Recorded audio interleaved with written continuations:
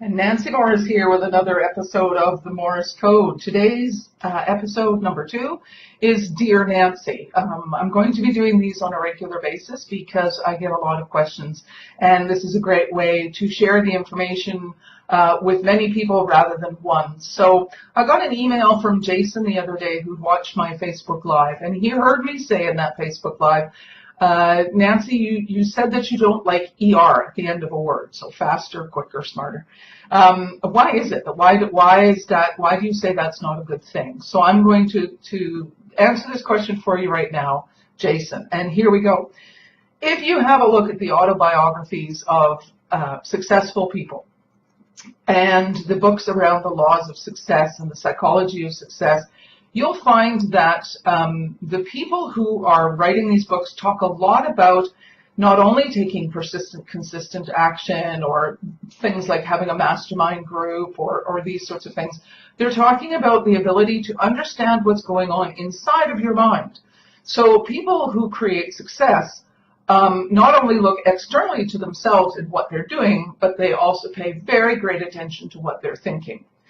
ER is identified as not a good way to be thinking about faster, richer, smarter, wealthier, thinner, all these sorts of things. It's not a motivating factor, and I'll sort of explain why right now.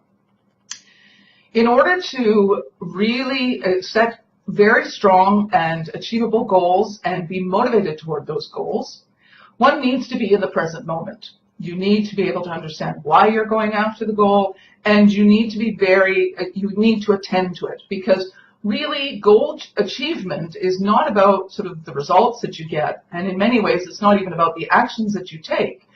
Getting your goals is about what you're thinking, and you need to be very much in the present moment. Adding ER to a word takes you into another moment. It puts you into the future, because if you say, I want to be richer, you're putting yourself in a position of not being rich now, so therefore richer is in the future. That gap of time is a very difficult gap for your brain to fill when it comes to being motivated towards goals. So removing ER from a word keeps you very much in the present moment. I'll explain a little bit more about that in a second. But I just mentioned that being in the present moment is very important for goal setting, and it is, and here's why.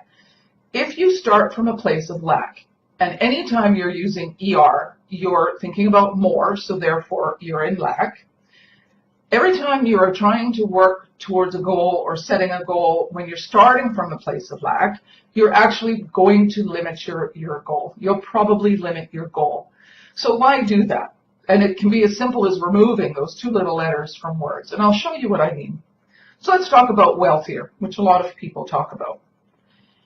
It is possible to set goals to grow one's current wealth. In other words, I may not have $1 million in the bank, but in many ways I am wealthy.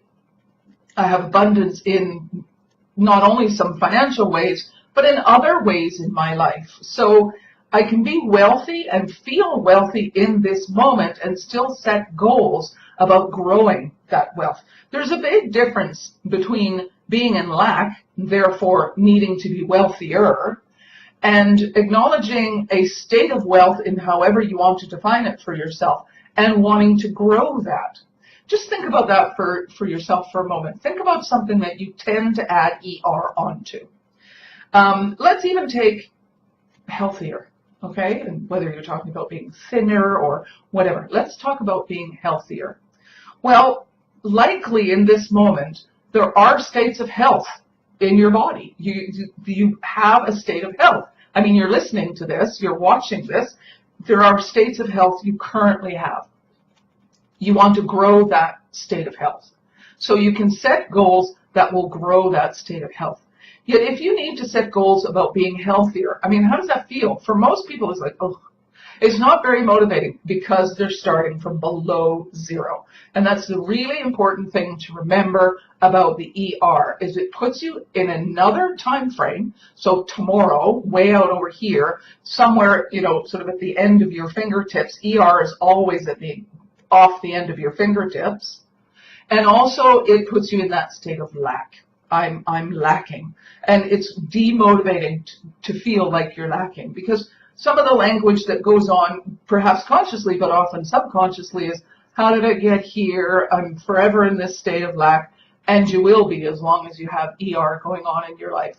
So move the word that you're currently wrapping an ER around and reframe it into something like healthy. And now I'm setting goals to grow my health.